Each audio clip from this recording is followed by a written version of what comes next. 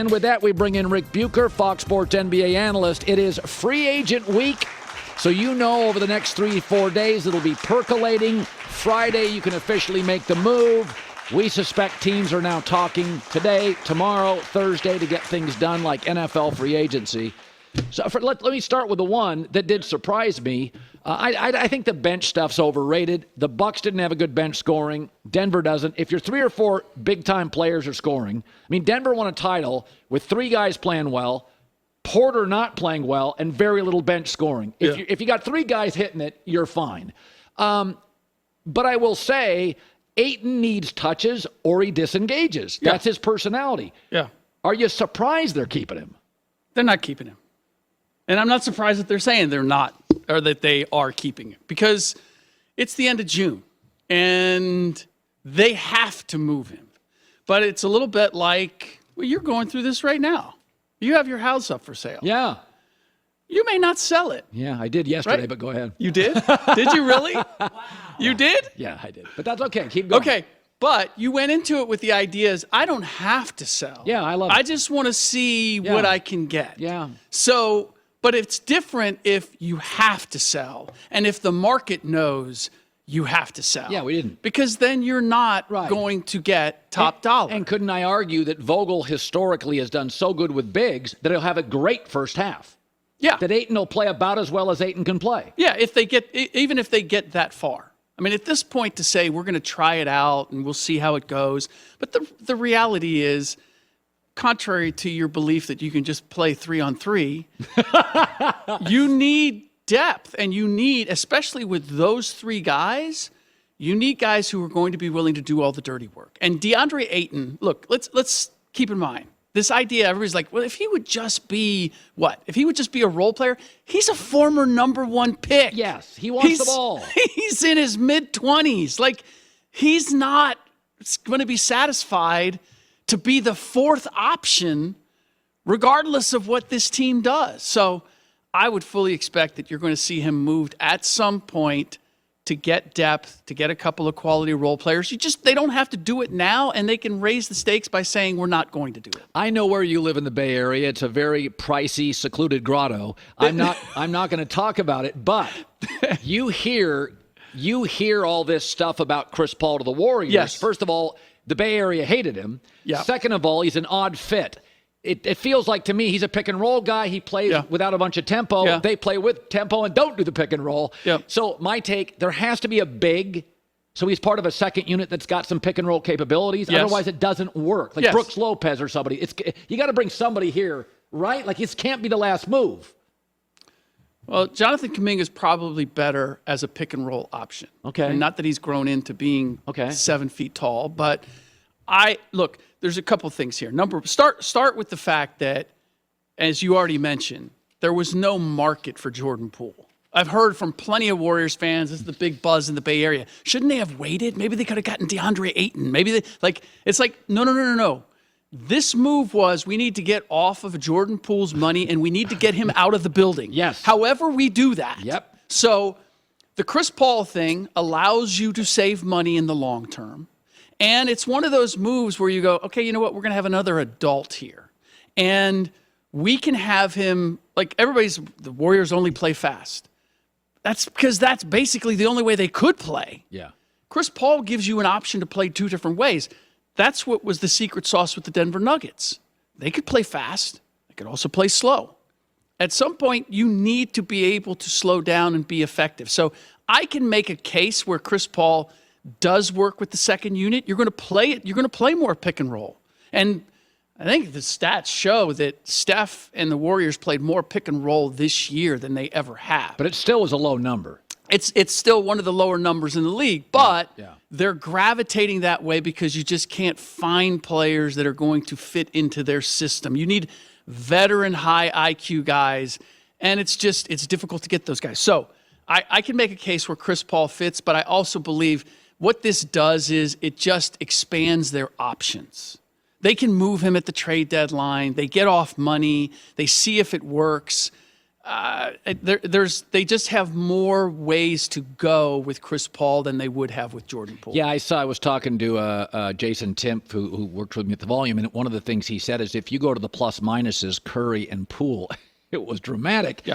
And if Chris Paul just gets you out of the negative category, you're 205 plus 220 on the year with Curry. Yeah. If you're just plus 4 with Chris Paul, I mean, they were literally two basketball teams. Curry on the floor, Curry not on the floor. Yep. Chris Paul allows you to be one team, not as good as the first unit, Yep. but one real team. Sure. And the criticism that I've heard is, well, Jodan Poole wasn't a good defender, and Chris Paul is not a good defender anymore. But here's the distinction. Chris Paul, per minute, Jodan Poole turned the ball over more than any other Warrior. They led the league in turnovers. And I don't know if there's a stat that breaks it down, but I would guess that they led the league in live ball turnovers, which is the ball's not going out of bounds and you lost it. This is you're getting the ball picked or you're a bad pass and they're going the other direction. Chris Paul still at this age has one of the top 5 assist to turnover ratios. Yeah. He's going to solve that problem, and their defense is going to get better simply because they're not going to have as many live ball turnovers as a result of having Paul rather than Poole. So the Blazer execs are meeting with Dame either today or tomorrow. I've said they've been in NBA purgatory, somewhere between 11 and 17 for 10 years. So you don't get in the lottery, but you're not attractive enough for top free agents. And, they basically drafted a younger Dame. Can't shoot like Dame, probably more athletic, a little bigger, stronger. To me, it's the time to move off. Listen, there's sometimes the divorce is good, and it wouldn't be an ugly one. He fits in Miami, and they've got the next Dame. Yep. I would be shocked if it doesn't transpire. Would you? I don't know if shocked. I would be surprised if it ultimately doesn't happen because, first of all, there's just been too much innuendo. Usually these things may take a little longer, Yeah. but when you start to hear the sides considering things, it usually means the ball's rolling in that direction. I believe what's going on right now is they're playing a game of chicken. Mm-hmm. Damian doesn't want to be the guy to say, all right, I'm out, because that would sort of undermine his whole brand and persona in Portland. That's why he consistently says, I just want to play for a championship. Well, dude, you're not playing for a championship in Portland at this point, right? And Portland, meanwhile, does not want to say, you know what? Thanks, Damian, but we're moving on. We're moving. So right now, it's the two pushing each other to see who's going to announce that they're getting divorced, because that side is going to take the hit. If Portland says, look, yeah, we decided we need to move on. The money's too much, and we don't think we can get there with Damian, there's going to be backlash in Portland. You know Portland. That is a fierce, loyal town, Yeah. and they love Damian. And at the same time, Damian doesn't want to lose that support by saying, you know what, I've had enough of Portland, because they're going to say, well, wait a minute, what, you said this was it. You were going to bring us a championship. So I believe it's a game of chicken, and we'll see who wins. So the top 4 players in the draft came from 4 different leagues. What does that say to you? Says to me that that going to college and going to the NCAA is a option if you want to get to the NBA, but it's not the option, and as it once was, and that you're just as capable of getting prepared for a professional basketball career. So I've argued that places. college basketball is the best for 2 reasons.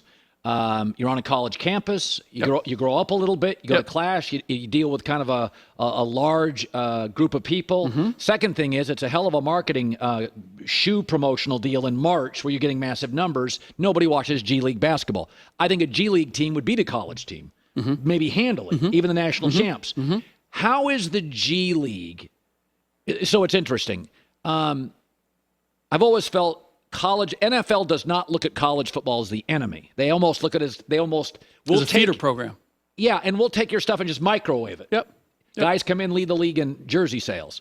Whereas I think there's a sense that by the NBA that college basketball, now the NIL being developed helps, but that they were just basically using the kids, not paying them. Now they get paid. Yep. But there was a acrimonious relationship. Yeah. I guess my takeaway is the NBA and college basketball, are they still just clunky? Is the relationship bad? Is the G League now has become the place Adam Silver would tell kids to go? Well, they'd like it to be that. Really? They'd like the G League to be the place where they develop players and they find a way to give them the opportunity to mature outside of the limelight.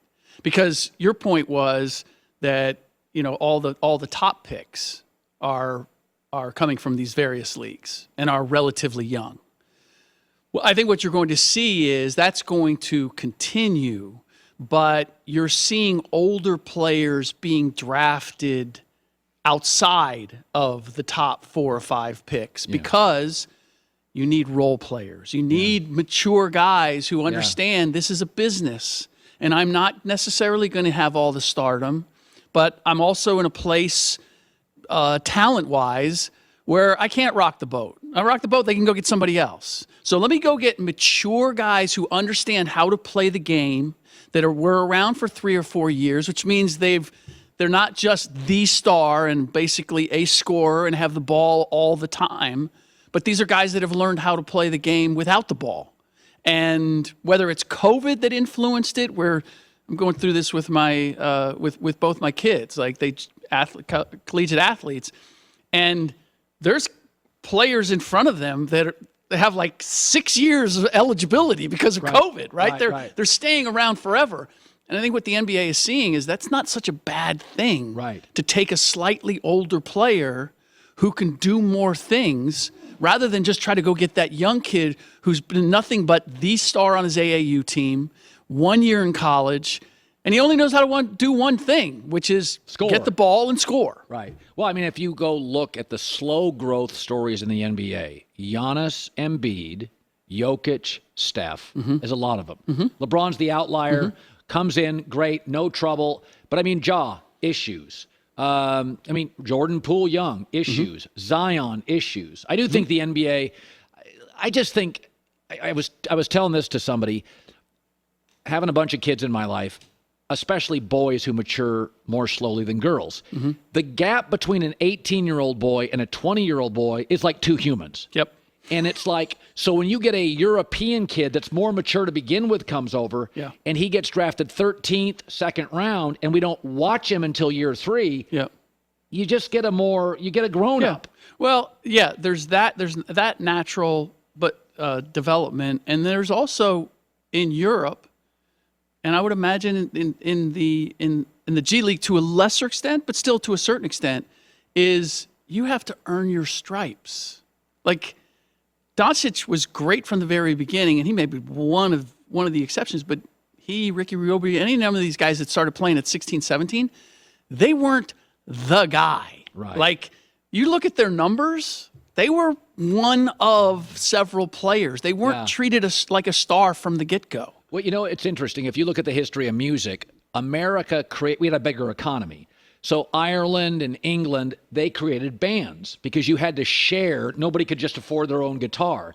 The Beatles, The Clash, U2.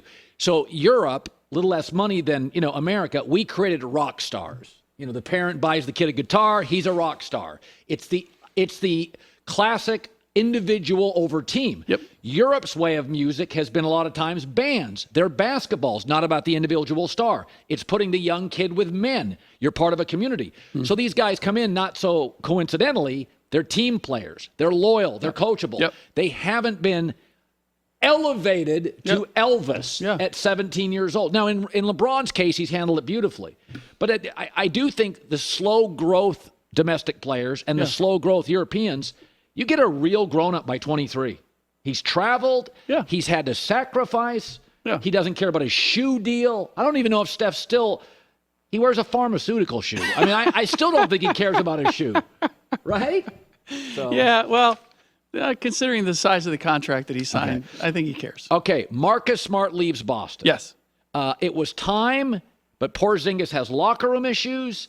Gets hurt a lot. I do think he's a better get-a-basket guy, but was there something holistically with this move beyond just player for player? What did you make of it? I can't help but feel as if Brad Stevens is building the team around Joe Mazzulla. Like, the assistant coaches that he hired for him, Sam Cassell and Charles Lee, and like those are guys that can connect with the players and aren't afraid to challenge the players in a way that I'm not sure that we always saw Missoula challenging them. And with Marcus Smart would challenge Joe Missoula.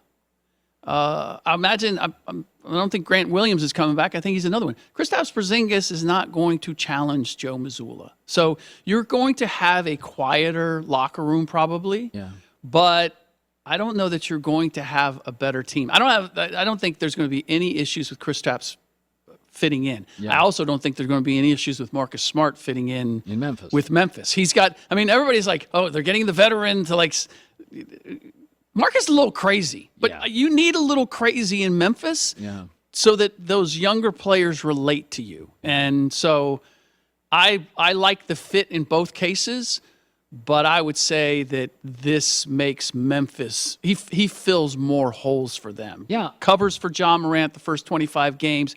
He can slide over into that Dylan Brooks position and give you better defense. And and just a higher IQ player. Yeah. I really like Marcus going to Memphis, probably more so than I like Kristaps going to Boston. All right, good stuff. Are you on Speak today? I am on Speak. All of Speak today. Right. By the way, as soon as you mentioned where you live, he's such a real estate mogul. No, I'm not. Like he was immediately like checking. Oh, really? Oh, started asking me questions. Wanted to see what else was available. He's a big Zillow guy. No. I just I only have dinner with two people: my wife and NBA insider Rick Bucher. And so he showed me where he lived in the Bay Area, and it's a wonderful, quiet. It's very quiet. I like quiet. He looks at sunset. It's nice. You live next door to Curry, right? Not quite. Oh. Steph Curry's, I'm on the coast. Yeah. Curry didn't want to be that close to the water. Yeah. I don't know why. All right, there you go. Good seeing you, Bukes. Good to see you.